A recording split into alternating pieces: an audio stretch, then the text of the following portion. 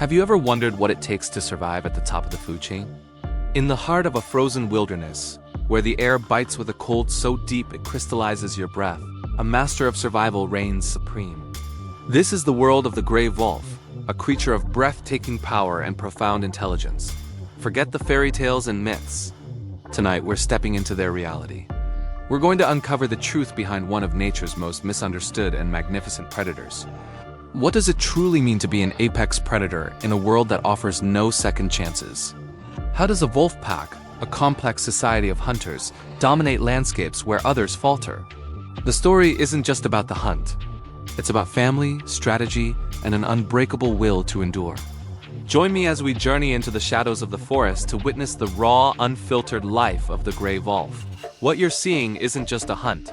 It's the culmination of millions of years of evolution, a masterclass in predatory perfection.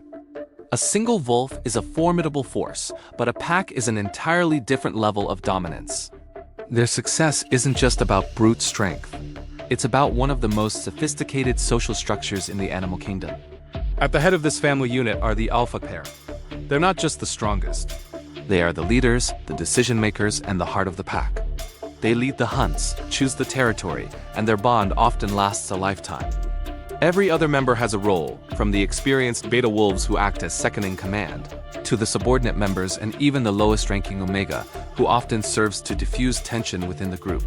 This intricate hierarchy isn't about oppression, it's about order and efficiency. It's a system that ensures the survival of the entire pack, allowing them to take down prey 10 times their size. The hunt itself is a symphony of instinct and communication.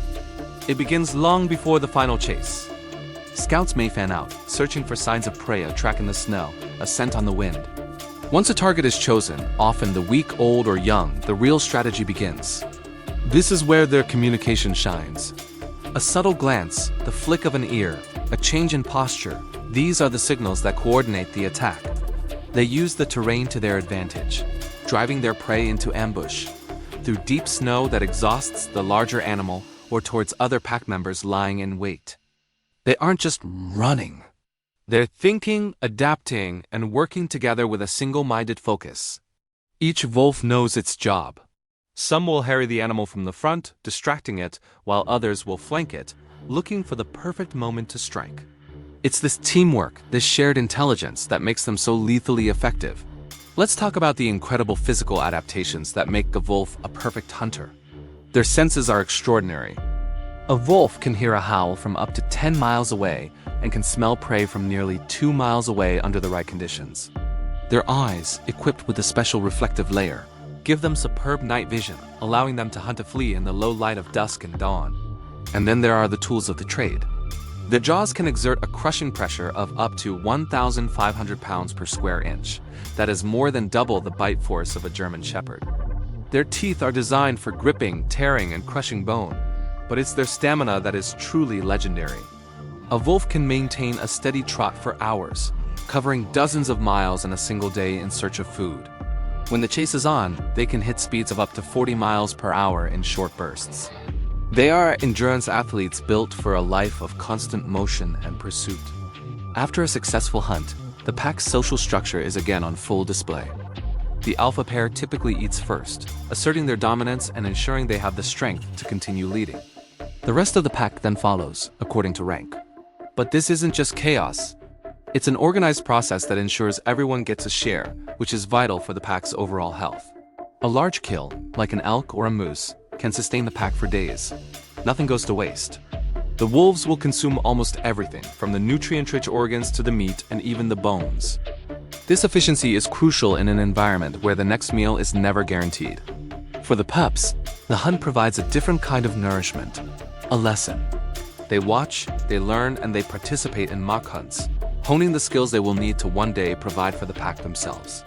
But the wolf's role extends far beyond being just a predator. They are what biologists call a keystone species, meaning their presence has a profound cascading effect on the entire ecosystem. By preying on large herbivores like deer and elk, wolves keep those populations in check. This prevents overgrazing, which allows vegetation like willow and aspen trees to flourish. This in turn provides food and habitat for beavers. More beavers mean more dams. which create ponds and wetlands that support fish, amphibians, and insects. The return of these trees also stabilizes riverbanks, reducing erosion. Even the carcasses left behind from wolf kills provide a vital food source for a huge range of other animals, from bears and eagles to smaller scavengers like foxes and beetles. The reintroduction of wolves into Yellowstone National Park is a perfect, real-world example of this phenomenon, famously called a trophic cascade. They literally change the course of rivers. The wolf isn't just a resident of the ecosystem. It's an architect. Despite their vital importance, wolves have faced persecution from humans for centuries. They were hunted to the brink of extinction across much of North America and Europe, driven by fear, misunderstanding, and conflict over livestock. But the story of the wolf is also a story of resilience. Thanks to conservation efforts, legal protections, and a growing understanding of their ecological role, wolf populations are making a comeback in many of their historic ranges. This recovery is a triumph for conservation, but it also brings challenges. Coexisting with a large predator requires education, new strategies for protecting livestock, and a fundamental shift in our own perspective. We must learn to see the wolf not as a villain from a storybook, but as an essential, intelligent, and complex being that deserves its place in the wild. The life of a wolf is a delicate balance between power and vulnerability, between the tight-knit family of the pack and the harsh realities of the wild. Every day is a test of strength, intelligence, and endurance. They are a living, breathing symbol of what it means to be truly wild. Their howls, which echo through the mountains and forests, are not just a call to one another, but a reminder to us of the untamed world that still exists, a world we have a responsibility to protect. They remind us that every creature has a purpose, and that the health of our planet depends on the intricate connections between all living things. Understanding the wolf is understanding a fundamental piece of the natural world. So the next time you see an image of a wolf, look beyond the teeth and the intense gaze.